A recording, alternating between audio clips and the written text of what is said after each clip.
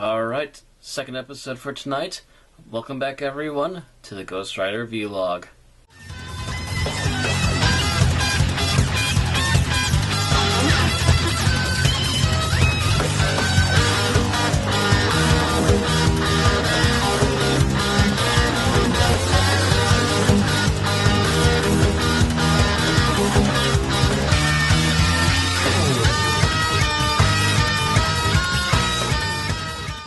So I forgot last time, but I will not forget this time. Let us once again start with the cover here.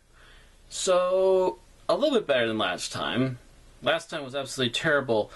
There is still something wrong with Ghost Rider's teeth, but I can at least tell that it's supposed to be Ghost Rider this time, instead of Mumra the Ever-Living. We also get Dawson on the cover, although he doesn't quite look right, but he looks close enough to pass. And Roxanne looks perfectly fine, even though, again, her clothes are also the wrong color. A nice little action scene with Ghost Rider jumping over cars to catch up to Dawson, which is technically something that does happen in the book. I will say, however, that once again, the book art is far superior to the cover again. I don't know what it is with the covers, but they seem to either be really hit or just really ugh. So, story then. We pick up where Spotlight technically left off. Damien Hellstorm is dropping off the Rider and Linda Littletree, who's now free of Satan, off in the middle of nowhere, technically speaking. Johnny is taught by Linda how to finally make items out of his own Hellfire, which he finally makes the first Hellfire bike, and takes off on it in order to get them help. However, he is stopped in his tracks before he can get into town, and ends up crash landing, and becoming Johnny again. He gets a bit of a skid and plopped in the middle of a highway, but thankfully, other than that, no one else gets harmed outside of their own vehicles. And Johnny is once again carted off to the hospital.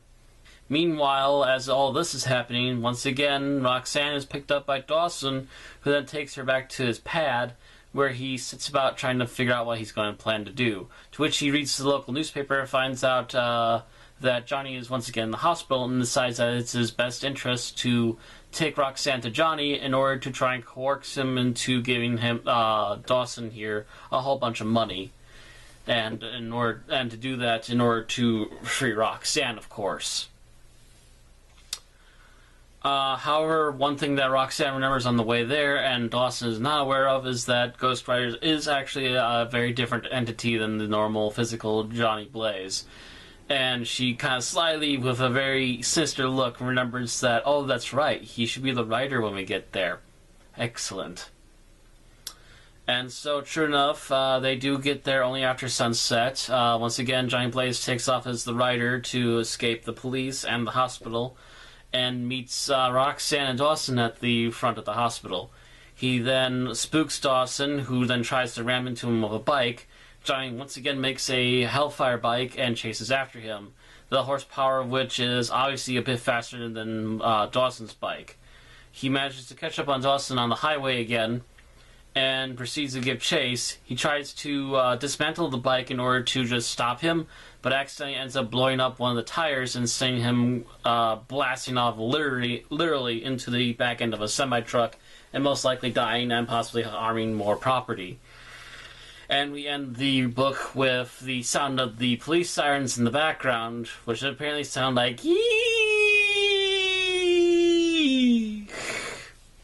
It's just the letter E surrounding him.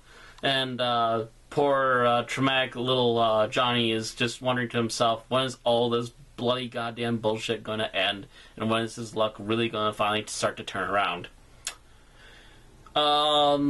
Very action-packed book. Nice quick little read. Again, the cover is a bit lackluster, but the story holds together pretty well, and they speed through it pretty nicely. It doesn't feel like they're hanging around too long on anything, and they don't speed through it too fast that you're trying to remember what's actually going on here. So overall, a fairly good comic book. Another really solid entry, and that's actually the December issue, so this is the end, technically, with only 3 issues of the first year of Ghost Rider.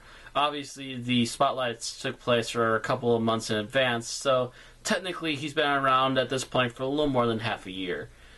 And apparently, if he's 3 issues in and it's taken this long and it's still going, obviously Ghost Rider's been doing pretty good at this time.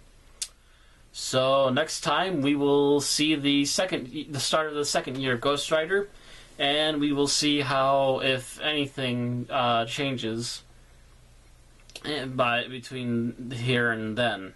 So that is it for this time, folks. Thank you for tuning in, and I'll see you all next time.